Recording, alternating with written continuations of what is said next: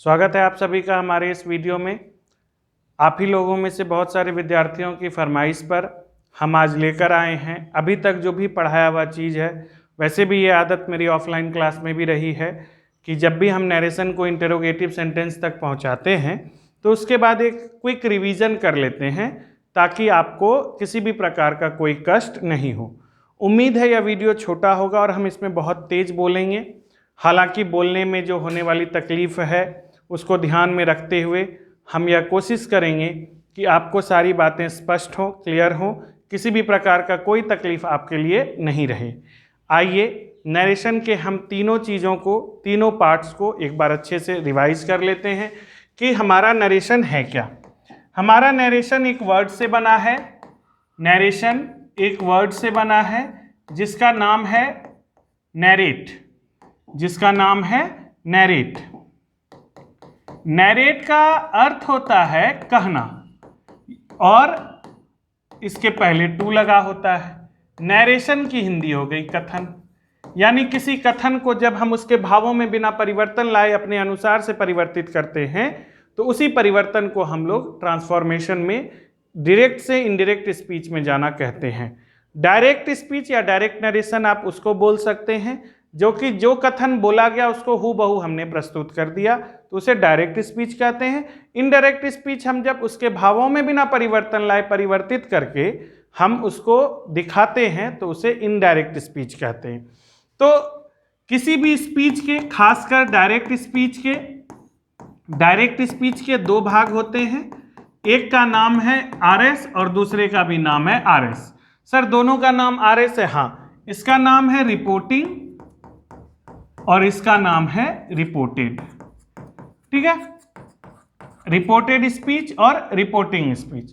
Reporting speech और reported speech. Reported speech उसको कहते हैं जबकि हम कथन जो है उसको वैसा लिख रहे हैं, उस हिस्से को, कथन के उस स्टेटमेंट के उस हिस्से को रिपोर्टेड स्पीच कहते हैं और इसे अक्सर इन्वर्टेड कॉमा में ही दिखाया जाता है।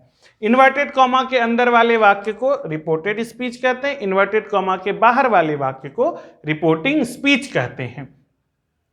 और रिपोर्टिंग स्पीच में, रिपोर्टिंग स्पीच के वर्ब में रिपोर्टेड स्पीच के अनुसार परिवर्तन करना ही हमारा नरेशन चेंज करना कहलाता है। तो देखिए और समझिए इसको। नरेशन चेंज करने के तीन बेसिक रूल हैं जिनको अभी तक हम लोग देखे हैं। एक है चेंज ऑफ पर्सन जो कि सन रूल से चलता है। एक है चेंज ऑफ टेंस जो कि चलता है 11, 22, 33, 44, 13, 24, 34, नो चेंज, इस पे चलता है। नो चेंज इस पर चलता है। 3, 4 नो चेंज इस पर चलता है। और तीसरा है change of other parts of speech. Change of other parts. Other parts में आप जानते हैं, अगर वहां पर मुझसे कुछ छूट गया होगा तो आप खुद होशियार हैं, आप वहां जान सकते हैं। कैन कुड में बदलता है, मे माइट में बदलता है, शैल शुड में बदलता है, विल वुड में बदलता है, विल बदल जाता है वुड में। ठीक है, शैल शुड में, विल वुड में, मे माइट में, कैन कुड में, हियर देयर में बदल जाता है, हियर देयर में बदल जाता है। इस तरह के कई परिवर्तन होते हैं। टुडे दैट डे में बदलता है, यस्टरडे द प्रीवियस डे में बदलता है, टुमारो द नेक्स्ट डे में बदलता है। इस तरह से कई प्रकार का परिवर्तन होता है। तो ये नरेशन का कब होता है? जब चेंज ऑफ टेंस होता है। फिर मेरे मुंह से सुन लीजिए। हालांकि आप अपने किताब से भी और कॉपी से भी देख सकते हैं जो आप नोट्स बना रहे हैं कि चेंज ऑफ पर्सन का रूल हर जगह लागू होगा जहां भी पर्सन मिलेगा। चेंज ऑफ टेंस का रूल हर जगह लागू नहीं होगा। चेंज ऑफ टेंस का रूल तब लागू होगा जब मेरा इन्वर्टेड कॉमा के बाहर पास्ट टेंस रहेगा। यदि इन्वर्टेड कॉमा के बाहर पास्ट टेंस और अंदर असर्टिव सेंटेंस या इंटेरोगेटिव सेंटेंस रहता है तो उसमें हम चेंज करते हैं, उसके टेंस में चेंज करते हैं। पर्सन तो चेंज करते ही हैं सन रूल के अनुसार 1, 2, 3। फर्स्ट पर्सन सब्जेक्ट के अनुसार, सेकेंड पर्सन ऑब्जेक्ट के अनुसार, थर्ड पर्सन में no change. Change of tense करते हैं 1 1 2 2 3 3 4 4 1 3 2 4 3 4 नो चेंज। ठीक है, इस तरह से हम देखते हैं कि नरेशन चेंज होता है, प्रेजेंट इंडेफिनिट पास्ट इंडेफिनिट में चला जाता है, प्रेजेंट इम्परफेक्ट पास्ट इम्परफेक्ट में चला जाता है, प्रेजेंट परफेक्ट पास्ट परफेक्ट में, present perfect continuous past perfect continuous में। इसी तरह से कई सारी चीजें होती हैं। हमारी उम्मीद से आपको ये सारी बातें क्लियर हो गई होंगी। आप जानते हैं इंटेरोगेटिव सेंटेंस में इन सभी चेंजेस के अलावा, इंटेरोगेटिव सेंटेंस में इन सभी चेंजेस के अलावा एक बड़ा चेंज आता है। इंटेरोगेटिव सेंटेंस कहते किसको है? तो वैसा सेंटेंस जिसमें सब्जेक्ट से पहले उसका हेल्पिंग वर्ब आ जाता है। हेल्पिंग वर्ब से पहले भी कुछ हो सकता है, जरूरी है, जरूरी नहीं भी है। हेल्पिंग वर्ब या ऑक्सिलरी वर्ब या सहायक क्रिया बोलें, ये हो जैसे आर यू ईटिंग, क्या तुम खा रहे हो? डज ही टीच यू, क्या वह तुम्हें पढ़ाता है? Why did he come here, वह यहां क्यों आया? ये सारा सेंटेंस प्रश्नवाचक है। इन सेंटेंसेस को साधारण बनाने के लिए आपको क्या करना पड़ता है? सहायक क्रिया को सब्जेक्ट के बाद देना पड़ता है। सहायक क्रिया को सब्जेक्ट के बाद देना पड़ता है। इसमें दो तरह का सेंटेंस आपको दिखता है। एक ऐसा प्रश्नवाचक वाक्य जिसकी शुरुआत सहायक क्रिया से होती है, एक ऐसा प्रश्नवाचक वाक्य जिसकी शुरुआत WH वर्ड से या बोले तो क्वेश्चन वर्ड से होती है। जब कभी भी रिपोर्टेड स्पीच यानी इन्वर्टेड कॉमा के अंदर एक ऐसा प्रश्नवाचक वाक्य आए जिसकी शुरुआत सहायक क्रिया से हो रही हो, तो इन्वर्टेड कॉमा के पहले जो इन्वर्टेड कॉमा हटाते हैं उस स्थान पर इफ का प्रयोग करते हैं। हालांकि होता वेदर भी है, लेकिन चले चाल सादा निभे बाप दादा। इफ का प्रयोग करना आसान है, गलती होने के चांसेस कम है। वेदर में स्पेलिंग में भी थोड़ा बहुत लफड़ा लगता है, तो वेदर जो अच्छा लड़का है उसे तो वेदर का प्रयोग करना चाहिए ही। लेकिन आपको जो 12th बोर्ड में BSEB जो पूछेगी उसमें वेदर का बहुत कम जगह प्रयोग होगा ऑप्शन में। इफ पर ही सारा क्वेश्चन बेस्ड रहेगा अगर प्रश्नवाचक पूछेगी और सहायक क्रिया से शुरू होगा। और यदि अगर क्वेश्चन वर्ड से शुरू होता है तो कुछ नहीं करते हैं, इन्वर्टेड कॉमा हटाते हैं और क्वेश्चन वर्ड लेकर चले आते हैं। क्वेश्चन वर्ड को ही उसी जगह पे रहने देते हैं, सिर्फ इन्वर्टेड कॉमा हटा देते हैं। इन्वर्टेड कॉमा हटाने से पहले जो वर्ब है रिपोर्टिंग वर्ब, यानी इन्वर्टेड कॉमा के बाहर जो वर्ब है उसे हम आस्क में बदलते हैं और टेंस के अनुसार बदलते हैं। आस्क अगर बाहर पास्ट टेंस है तो आस्क्ड लगेगा, अगर थर्ड पर्सन सिंगुलर नंबर के साथ प्रेजेंट इंडेफिनिट में है तो आस्क्स लगेगा। इस तरह के सारी बातें हम आपको अब तक बता चुके थे। आइए इसी पर आधारित कुछ छोटे बहुत थोड़े बहुत ही सेंटेंसेस सही हम आपके लिए लेकर आए हैं। इन सभी सेंटेंसेस का आधार कहीं से भी मुझसे जुड़ा हुआ नहीं है। ये सारे सेंटेंसेस उन सभी प्रश्नावलियों में से चुन चुन कर लाए गए हैं आपके लिए, उन सभी एक्सरसाइजेज में से चुन चुन कर लाए गए हैं जो कि ऑक्सफोर्ड की किताब में है। ऑक्सफोर्ड की किताब को हमने इसलिए चुना है क्योंकि यह एक ऐसी किताब है जिसे मैं अपने राज्य के लिए बोल सकता हूं कि यह राजकीय पुस्तक है अंग्रेजी की। बच्चा बिहार राज्य में जन्म लेता है और अंग्रेजी के बारे में सुनना चाहता है, अंग्रेजी के बारे में पढ़ना चाहता है, तो उसकी ज़बान पर खुद ब खुद निकलता है कि हमको ऑक्सफोर्ड का किताब चाहिए। तो यह एक ऐसी बुक है जो आपको सभी जगह मिलेगी। हम आपको रेनन मार्टिन नहीं बोल सकते, हम आपको जेसी नेस्फील्ड नहीं बोल सकते, हम हाउ टू करेक्ट इंग्लिश नहीं बोल सकते, how to write correct English नहीं लिख सकते। ये सारी बुक्स भी कुछ कुछ घरों में जरूर होंगी, होनी ही चाहिए अच्छे घर में, लेकिन यह एक ऐसा बुक है जो कॉमन है। अब आप इसके बाद उस पर प्रैक्टिस कीजिएगा तो हमारी उम्मीद से आप बहुत अच्छा कीजिएगा और ऑक्सफोर्ड इंग्लिश के प्रैक्टिस सेट में एक्सरसाइजेस से कुछ कुछ सेंटेंस जो हम आपके लिए लेकर आए हैं वो हमारे बताए हुए नियमों के अनुसार आज हम देखेंगे कि किस प्रकार परिवर्तित किए जाते हैं। देखिए सर, ये सेज है, हालांकि जो जानते हैं आप स्क्रीनशॉट लीजिए, एक बार इसका स्क्रीनशॉट लीजिए, घर में बनाइए, प्रयास कीजिए और फिर देखिए कि सही किए कि नहीं किए। देखिए, इसका भी स्क्रीनशॉट ले लीजिए, इसको भी देख लीजिए, बनाइए, प्रयास कीजिए कि आप सही बनाए कि नहीं बनाए। फिर इसका भी स्क्रीनशॉट ले लीजिए और देखिए, बनाइए, प्रयास कीजिए। इस वक्त आप अपने वीडियो को पॉज कर दीजिए, वीडियो को अब इस तक स्क्रीनशॉट लेकर वीडियो को प्लीज पॉज कर दीजिए और घर पर बनाइए जो अच्छे विद्यार्थी हैं। और फिर मेरा वीडियो यहां से देखना शुरू कीजिए कि आपने सही बनाया या नहीं बनाया। प्लीज प्लीज प्लीज प्लीज, पूरे जग को आप उल्लू बना सकते हैं, लेकिन आप अपने आप को उल्लू नहीं बना सकते। Be honest with you, be honest with you. मेरे साथ आप ईमानदार मत होइए, आप खुद के साथ ईमानदार रहिए, तभी आपका विकास होगा, तभी आप निष्णात बन सकिएगा और आप इस कोचिंग सेंटर का एक बहुत अच्छा हिस्सा बन सकते हैं। निष्णात आप तभी बनिएगा जब आप खुद से ईमानदार रहिएगा। चलिए आइए, he says I am reading my book. आप बना चुके होइएगा तो आइए दिखाते हैं। चूंकि यह प्रेजेंट टेंस में है, सेज ही, टेल्स इसलिए नहीं लिखेंगे क्योंकि सेज के बाद टू नहीं है, तो ही सेज। अब अंदर कैसा है, असर्टिव सेंटेंस से पहले ही देख लिए थे, तो दैट लगाएंगे। I first person according to subject, he में बदल गया। अब यहां एम है, बाहर प्रेजेंट टेंस है, तो अंदर टेंस नहीं बदलेगा। He is reading, my first person है, अकॉर्डिंग टू सब्जेक्ट ही के पास जाएगा और हिज में बदलेगा। He is reading his book. हमारी उम्मीद से आपका एकदम बिल्कुल करेक्ट हुआ होगा। He says to me I am your friend and you are my friend, तो he says to.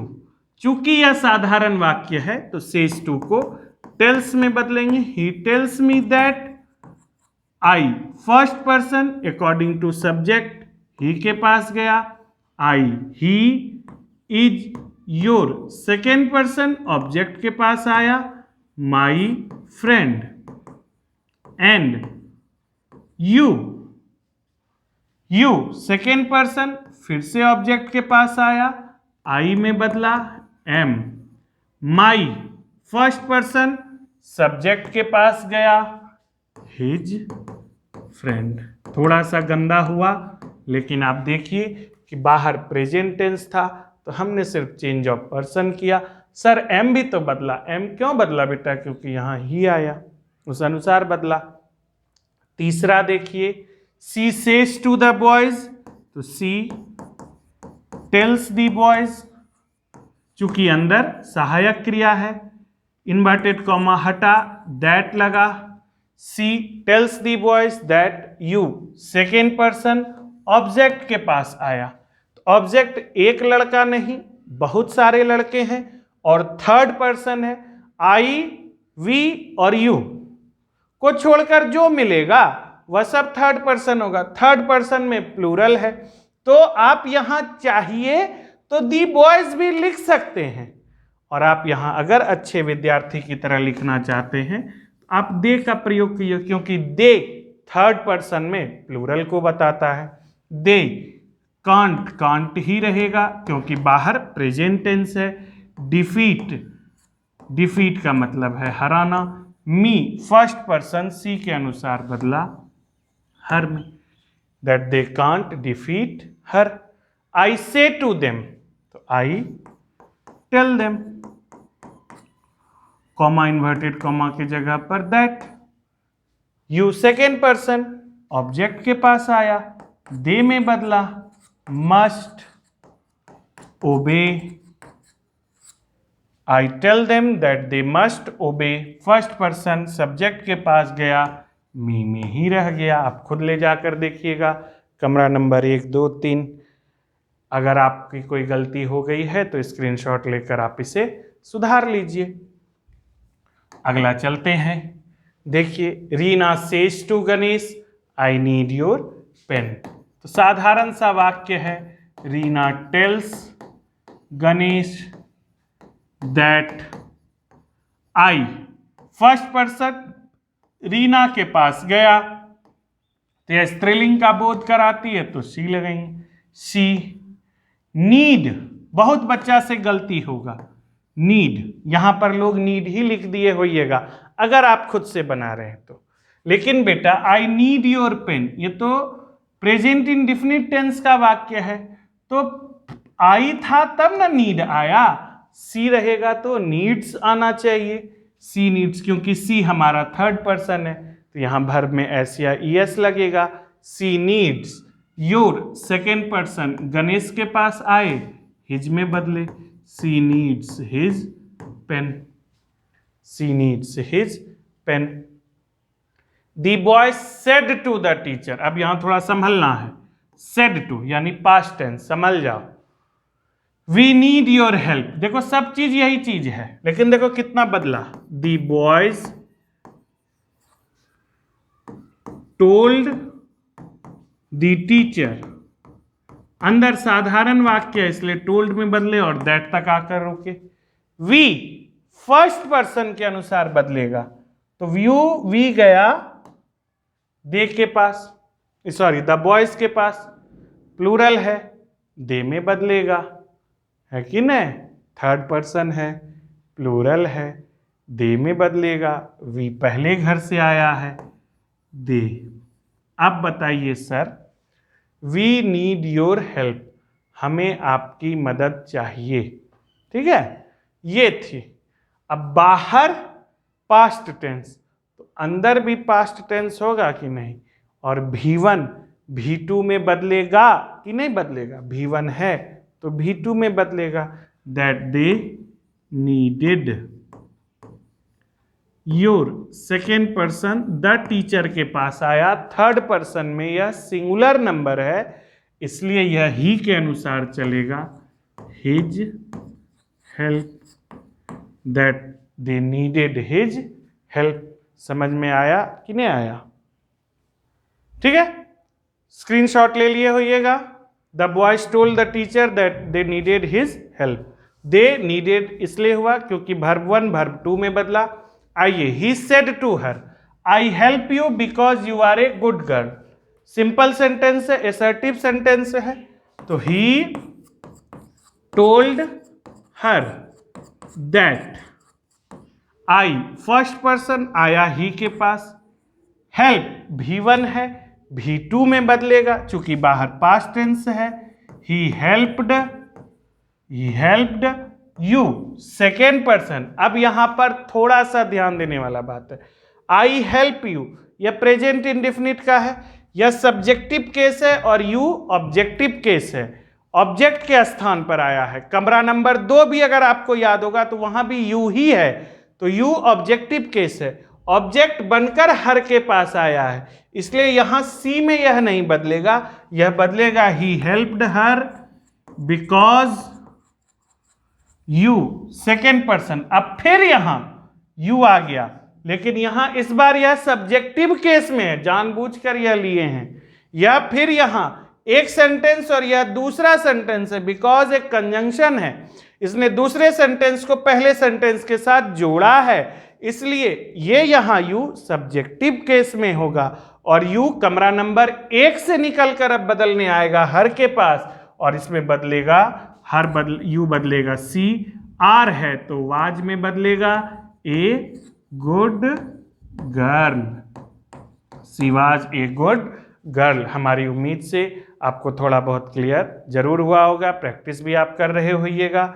He said yesterday Ram and I went to the river, देखो यहां सब चीज बदलने वाला है, तो ही सेड दैट, यस्टरडे किसमें बदलेगा, हमको याद आता है 2011, 12, 13, 14, 15, 16, ये जो ऐसा साल है, ये ऐसा साल है कि आपको ये सारे सेंटेंसेस बनाने आते थे। 17-18 के बाद से तो आपको भाई साहब MCQ आने लगा है, बन के परोसा हुआ मिल रहा है। अब आप अपनी थाली में से चुनिए नहीं पा रहे हैं कि मिर्चाएं खाएं कि रसगुल्ला खाएं, तो गलती आपका है, आपको खुद स्वाद का अनुभव होना चाहिए। तो he said that yesterday, yesterday किस में बदलता है, द प्रीवियस डे में, यस्टरडे बदला दी प्रीवियस डे में, दी प्रीवियस डे, यस्टरडे बदल गया दी प्रीवियस डे में। काहे बदला सर? काहे कि यहाँ पास्ट टेंस है, बदलेगा तो बदलेगा। राम थर्ड पर्सन, कहीं नहीं जाएगा, नो चेंज।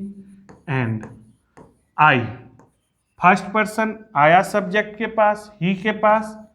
वेंट वर्ब का दूसरा रूप है, वर्ब का पहला रूप जिस प्रकार वर्ब के दूसरे रूप में बदलता है उसी प्रकार वर्ब का दूसरा रूप बदलता है हैड प्लस V3 में। और वर्ब का दूसरा रूप हैड प्लस V3 में क्यों बदलता है?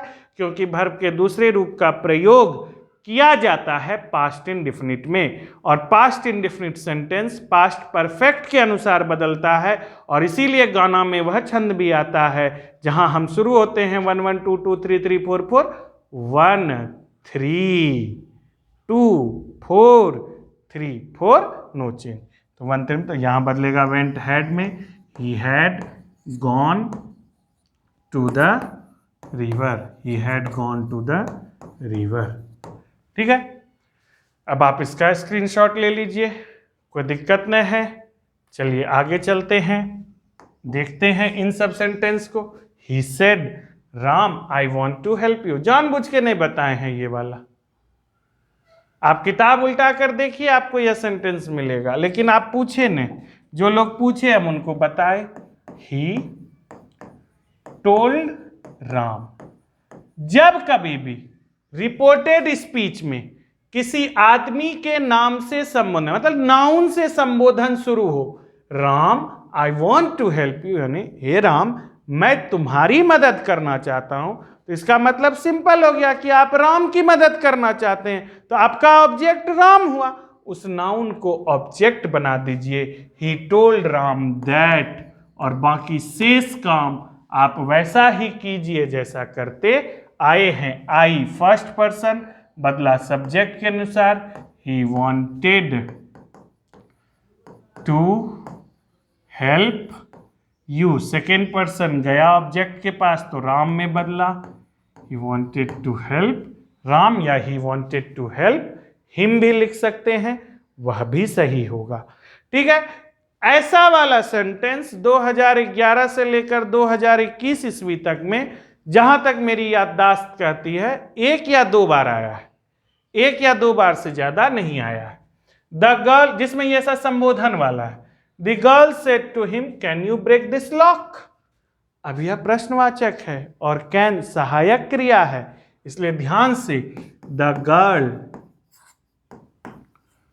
Asked him,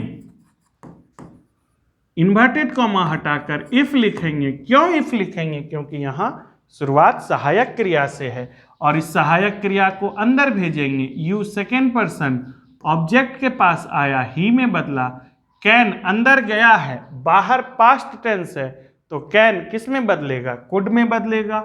he could break this किस में बदलेगा? दैट में, ब्रेक दैट लॉक। और इन्वर्टेड कॉमा के बाद जो प्रश्नवाचक चिन्ह है उसको हम पूर्ण विराम में बदल देते हैं, क्योंकि हमारा प्रश्नवाचक वाक्य अब एक साधारण वाक्य में बदल गया है। ही सेड डिड ही कम, तो ही आस्क्ड इफ, डिड गया अंदर, he third person no change, did अंदर गया तो डिड के अंदर जाते ही वर्ब दूसरे रूप में हो गया। डिड बाहर था, एक बार लिपस्टिक लगा हुआ था, एक बार वर्ब दूसरे रूप में था, इसलिए वर्ब पहली रूप में आया। अब जब आप इसको अंदर भेज दिए तो वर्ब अपना दूसरा रूप में चला गया, और वर्ब जब अपने दूसरे रूप में होता है तो उसे हैड प्लस V3 में बदलते हैं। He asked if he had come, he said to me why do you wakes me, तो he asked me why, do गया अंदर, यू सेकेंड पर्सन ऑब्जेक्ट के अनुसार, आई डू अंदर गया, वेक्स वेक्स रह गया, वेक्स को V2 में बदलेंगे, वाई आई वेक्स्ड, मी फर्स्ट पर्सन, हिम के पास हिम में बदला, ही के पास गया हिम में बदला। He asked me why I vexed him, vex का मतलब होता है तंग करना। He said the earth is round, he said the earth is round कैसा सेंटेंस है, यूनिवर्सल ट्रुथ है, बदलने का गोल ने, ठीक है ज्योग्राफी में लोग बोलता है जियोड है, लेकिन जनरल अंग्रेजी क्या बोलती है, अब पृथ्वी गोल है। तो चलिए ही सेड, ये तो सबसे आसान है, इसमें कुछ नहीं करना, that the earth is round, he said that the earth is round, ये हो गया। आगे चलिए देखिए, he said A bad carpenter quarrels with his tools, यानी वही बात है, एक खराब आदमी हमेशा दूसरे पर ही दोष देता है। ए bad carpenter quarrels with his tools, ये ईडियम है, आइडियम भी कुछ लोग बोलते हैं। तो he said that universal truth है, ईडियम में कोई प्रकार का चेंज नहीं होगा। ए बैड, सॉरी यहां ए स्मॉल से होगा, a bad carpenter quarrels with his tools, a bad carpenter quarrels with his tools. ठीक है, आगे चलिए, my father said time and tide wait for no man, मेरे पिताजी ने कहा समय और अवसर किसी की प्रतीक्षा नहीं करते। तो आइए, माई फादर सेड, ये बात सब जगह सही है, that time and tide wait for no man, time and tide wait for no man. हमारी उम्मीद से आपको यह वीडियो बहुत स्पष्ट रूप से मिला होगा। Thank you very much for watching this part 5, और इसके तुरंत बाद ही आपके सामने पार्ट 6 भी आ जाएगा, इसलिए आप अगर दोनों को साथ में देखना चाहते हैं तो देखिए। घर पर रहिए, स्वस्थ रहिए, सुरक्षित रहिए। धन्यवाद। हम आपका अगले वीडियो में फिर से स्वागत करने के लिए तैयार हैं। आइए मिलते हैं पार्ट 5 के बाद पार्ट 6 में भी। Thank you very much.